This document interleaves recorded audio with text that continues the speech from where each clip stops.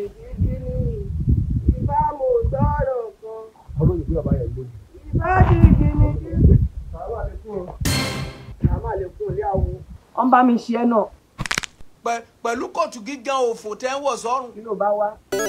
Ìfẹ́ tí mo bá wá, mo fẹ́ sọ̀gùn owó ni bàbá. Ògùn owó kẹ̀. Ṣé mo gbìn àwúrè ló fẹ́ wá? Àtògùn owó, àtògùn àwúrè, àníkàtà àti lówó. Tó àgbóni náìsì ni. Ó ní kí n sáà ti lówó. O lè ló bọ́ ọmọ jẹ́ kí n sáà ti lówó. Mọ́ni owó ni kókó. Bàbá ògùn mo fẹ́ ṣe. Àtògùn owó àti àwúrè. O máa kọ́kọ́ báwọn onílẹ̀ sọ̀rọ̀ náà. Kí ló ká mọ́ lọ? Bàbá ti báwọn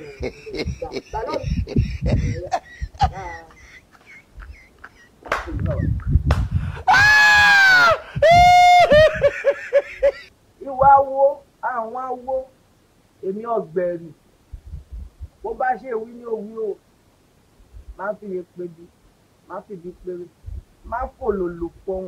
Ẹkùn ọkọ òkè bàbá o ó gbé màlúù mi tiwotiwo ó ẹkùn.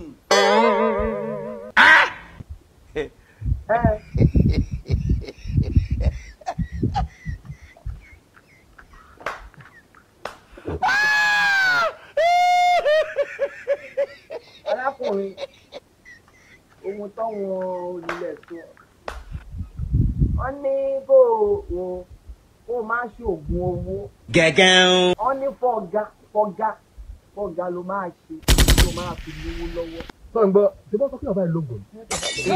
Sẹ́nu kí màá ti fọ́gá. Ọ̀gbẹ́ni, bàbá yóò lóògùn bàbá. Ní kankan. Tẹ́ ẹ rí dáadáa. Wọ́n fọ́ sọ́mi rárá tẹ́ ẹ rí dáadáa.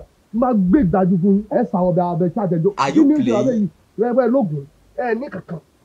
Ẹ wò ó bàbá ẹ sọ́ra yín. Èmi ó ṣe fọ́gá. Oríṣiríṣi iṣẹ́ ló pọ̀. Bíríkìlà wà ń bẹ̀. Pétà wà ń bẹ̀. Ó dá gbàdúrà mo fẹ́ máa pa màlúù gan ta. Orí alápadà mo fẹ́ máa ṣe. Èmi ò gbọ́ ọ̀tọ̀ òròyìn mi fún wa ní èmi ò gbọ́ láti gé tèmi lọ. It is a pity for you. Sọ fún bàbá èmi ò gbọ́ pa.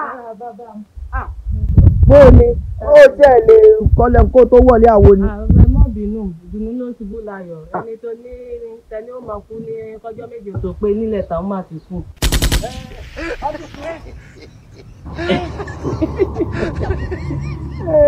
Mo lálejò lọ́wọ́ bí n bá ṣetán máa lọ taná.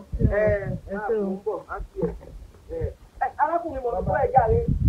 Bàbá ẹ jọ̀ọ́ ibo ni ọmọ fẹ́ ṣẹ̀yọ.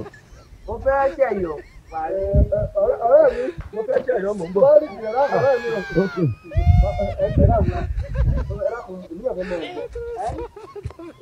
Èmi ò padà wá. Bẹ́ẹ̀ yọ fún gbé fọ́gá mo fẹ́ máa ṣe. Mo máa lọ máa padà wá. Irọ́! Ṣèbó ní mi ò lóògùn. Mi ò lóògùn. Bàtàtà. Ẹ jọ̀ọ́ bàbá yìí. Tó wá gbọ́. Òun arúgbọ́gbọ́dọ̀ jọ ń gbọ́ àwọn ìyá mi ló sọ bẹ́ẹ̀.